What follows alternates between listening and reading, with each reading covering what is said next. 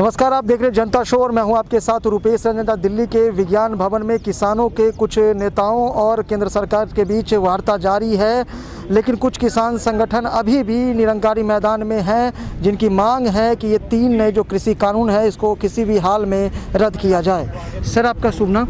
मेरा नाम जसप्रीत सिंह है। कब आए थे आप ये निरंकारी मैदान में? मैं 26 तारीख को 27 तारीख को कहाँ पहुँच गए थे। ये कुछ किसान संगठनों के नेताओं और केंद्र सरकार के बीच जो वार्ता जारी है, क्या लगता है कि इस वार्ता के बाद कुछ पॉजिटिव रिजल्ट सामने आएंगे?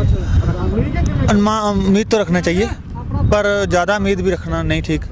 और हम सरकार को साफ साफ बता देना चाहते हैं, जब तक ये कानून आप वापस नहीं लोगे, हमारी मांगे नहीं मानोगे, तब तक हम डटे रहेंगे यहाँ पर। ये बार बार नहीं लोग समझ पा रहे हैं, क्योंकि कई ऐसे हमारे YouTube चैनल पे भी कमेंट्स आ रहे हैं कि ये सिर्फ क्यों पंजाब, हरियाणा, उत्तर प्रदेश, कुछ आज बिहार से भी ये खबर आ रही थी, लेकिन सभी राज्यों के किसानों को क्यों नहीं इसका? भैया ऐसा है, दूसरे राज्यों को, किसानों को पहले लोग गवर्नमेंट ने कुचल दिया, अब ये पंजाब और हरियाणा के लोगों को भी कुचलना चाहते हैं। बिहार का किसान, मैं किसी के बारे में बुरा नहीं बोलता, लेकिन बिहार के किसान को इन्होंने बहुत बुरी तरह कुचल दिया। मैं आपको एक जानकारी के लिए बात बताता हूँ। जो चावल का रेट, चौने का रेट, धान का रेट पंजाब में 1880, बिहार में 900 रुपया कम बचाकर किसान कैसे जीवित रहेगा? हम तो हैरान हैं कि बिहार वाले बोल क्यों नहीं रहे। हम इतनी मार नहीं खा सकते, हम पंजाबी हैं, हम इतनी मार नहीं खाएंगे भैया। अच्छा, ये बताइए मुझे कि इस निरंकारी मैदान में केंद्र सरकार की तरफ से कोई प्रतिनिधित्व मंडल या कोई ऐसे नेता यहाँ पे आप लोगों से आकर के मुलाकात की है? नहीं, उन्होंने ना अभी यहाँ तक पहुँचने की कोशिश नहीं की है। तो ऐसा अभी मीटिंग चल रही है, वहाँ पर तो वो बातचीत करते हैं।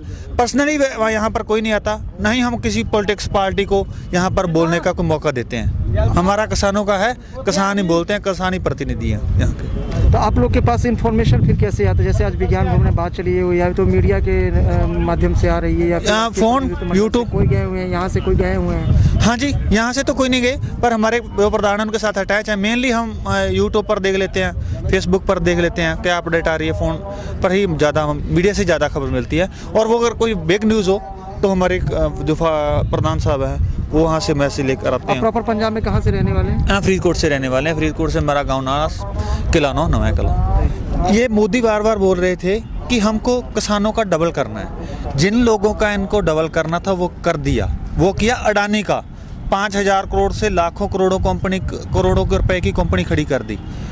हमारे यहाँ तो ये डबल करने का सिर्फ ढोंग कर रहे हैं। हमको पता है ये ढोंग या ये ढोंग यहाँ नहीं चलेगा, और कर ये ढोंग ही रहे कि डबल करने के चक्कर में। नहीं, हमको तो डबल चक्कर करने के चक्कर में डबल नीचे करेंगे ये लोग, पागल। ये बोल रहे हैं कि किसानों को गुमराह किया जा रहा है।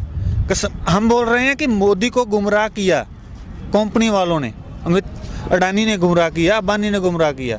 किसानों को नहीं गुमराह किया किसी ने। किसान समझदार है, लेकिन अंबानी और अडानी ने मोदी को गुमराह कर रखा है, और उन्हीं का वो जेड़ भर रहा है। यह लोकतंत्र ही पूरा खतरे में डाल दिया इस आदमी ने। अभी मेरे को तो लगता नहीं है लोकतंत्र बोल रहे हैं, लाखों लोग सड़क पर हैं, किसी की बात तो सुनी नहीं जा रही, तो फिर ये कौन सा लोकतंत्र है? कौन सा लोकशाही है ये ऐसा लोकशाही नहीं चाहिए। नहीं, प्रधानमंत्री काशी की धरती से कह रहे थे, जितना हम लोगों ने भी सुना, कि वो कह रहे थे कि हम किसानों के हित की बात कर रहे हैं, किसानों को हमसे उम्मीद करनी चाहिए, हम अच्छा करेंगे।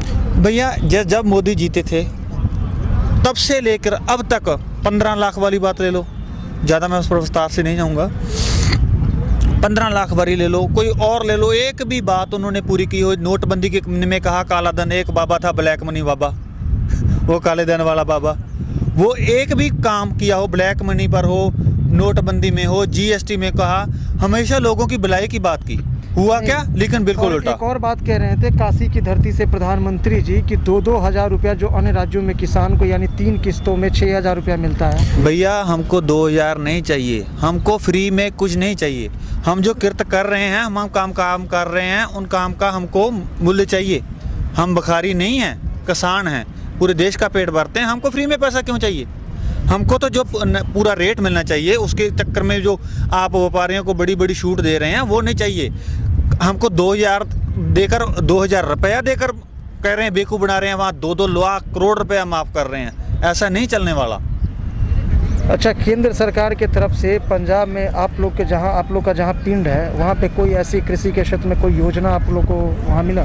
नहीं भैया, ये दिल्ली के सिवा किसी को कुछ मानते नहीं हैं और नागपुर के सिवा किसी को कुछ मानते नहीं हैं। हमारे गांव में तो कभी इनका नाम ही नहीं लिया, कोई इनकी तरफ से गया तक नहीं है, पहले भी नहीं गया, अभी नहीं गया। और जो पंजाब में अकाली दल का इसका सपोर्ट कर रहा था, उन्होंने भी इस्तीफा दे दिया, रिजाइन दे दिया, वो भी इसके अब तो खिलाफ हो चुके हैं। हमारे पंजाब को लोग इन पर बड़ा भरोसा नहीं कर रहे हैं। आप एक बार बताइए, अगर हम बात करें एक सार्थक रूप में अगर बात करें, जैसे कि हम अभी अगर तथ्यात्मक रूप से अगर बात करें, तो लोगों को इस वक्त जो खास करके किसान हैं जो आंदोलन कर रहे हैं, उनको क्या चाहिए केंद्र सरकार से? अभी क्या मांगे हैं, प्रमुख मांगे वो क्या है? 50 साल से किसान यूनियन, पूरी किसान यूनियन संघर्ष कर रही है स्वामीनाथन रिपोर्ट के लिए, और ये रिपोर्ट की जगह हम पर बोझ डालते जा रहे हैं।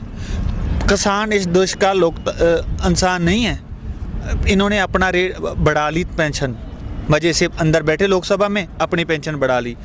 पूरे जितने इनके लोगों के अफसर हैं, मुलाजिम हैं, उनका पूरा उनको अपना जैसा उनका पे कमीशन बनाता है उसको वैसे आप देते हैं ये लोग, हर 10 साल में उसका बढ़ाते हैं। तो किसानों को उस पे स्केल में क्यों नहीं डाला गया?